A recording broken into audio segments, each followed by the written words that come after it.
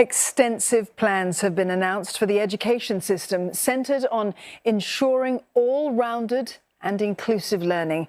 There is set to be greater diversity in secondary schools and classes, with full subject-based banding taking deeper root next year. And further down the line, A-level scoring and curriculum will be tweaked to reduce emphasis on grades and give students room to pursue their passions.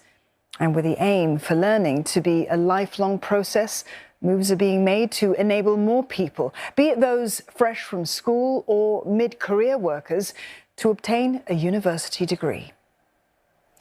A first look at what we can expect when full subject-based banding comes in. Primary 6 pupils entering secondary school next year will be admitted through 3 posting groups. The score ranges of the posting groups are mapped from the existing streams. This is so that students with diverse strengths will continue to have access to a range of schools. Tan Si-hui explains. Schools will no longer offer express, normal academic and normal technical courses to new batches of Secondary 1 students from next year. But a system is still needed so that schools can continue to admit a diverse profile of students. So, from 2024, the Education Ministry will facilitate the posting of Primary 6 pupils into secondary school using posting groups based on their primary school leaving examination scores.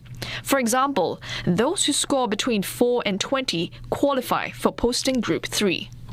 Once students know which posting group they're assigned to, they get a gauge of the subject levels offered to them: General 1, 2, or 3.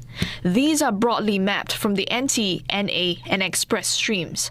Education Minister Chan Chun Sing highlighted that this system is different from the current streaming system. Unlike streaming, posting groups will only be used to facilitate admissions and to determine students' initial subject levels for most subjects at the beginning of Sec 1. Beyond that, posting groups will not shape the secondary school experience. Currently, students may choose to take certain subjects at a more demanding level if they are eligible. Under FSBB, this flexibility has been expanded to more subjects. Once students enter secondary school, they will be placed in mixed-form classes. This will give students more opportunities to interact with peers of different backgrounds and strengths. Secondary school students who are eligible for the 5th year will still be able to continue their studies at the Secondary 5 level. This is so that they can pace their learning as well as have more access to pathways. More students will also have access to the Polytechnic Foundation program from the academic year 2028 intake. Up to 2,600 students every year will be eligible, up from the current 1,700. The Education Ministry is still reviewing the admission criteria for first-year students at polytechnics. There was also an exchange about giving people the choice of doing away with the primary school leaving examination and having a through-train option. This would take a student from primary 1 to secondary 4, bypassing the PSLE. I wonder if he would not also agree that allowing a parent to choose for their child not to take the PSLE is yet another dimension of choice. If so, then what are the inhibitions behind and I'll emphasize this word, optional through-train policy as the Workers' Party has proposed? Does it have to do with resource constraints, such as a belief that it's not possible to create such through-train schools, or is it more with a perceived lack of demand, as he may have alluded to? At P1, it's very difficult, if not impossible, for us to know the abilities and interests of our children.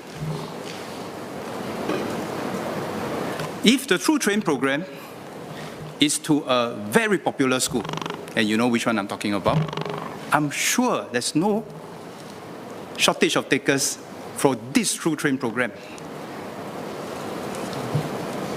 But what about those who develop a bit later and want the chance to go to some of these schools? Does it mean, therefore, they don't get a chance to go to these schools? And how does that affect the social mixing that we spoke so much about in this house? Second issue.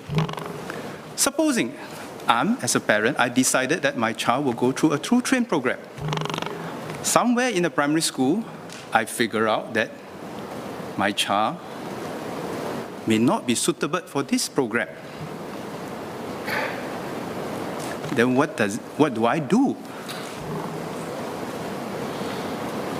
Third issue, if you have no checkpoint at all, then how do we help our student to get into the correct educational setting? Which then must consequently mean the fourth issue, which is that in a secondary school, every secondary school which is in the True Train program must be able to cater to that diversity of learners. Which then comes to the fifth issue. How do we resource these schools with a complete suite of programs for the students that we have taken in at P1 with the promise that regardless of their abilities, after they have manifested it through the various years, that we will be able to provide them with the full pathways. So don't get me wrong, we are not ideologically close to all good ideas. But we have to step through this.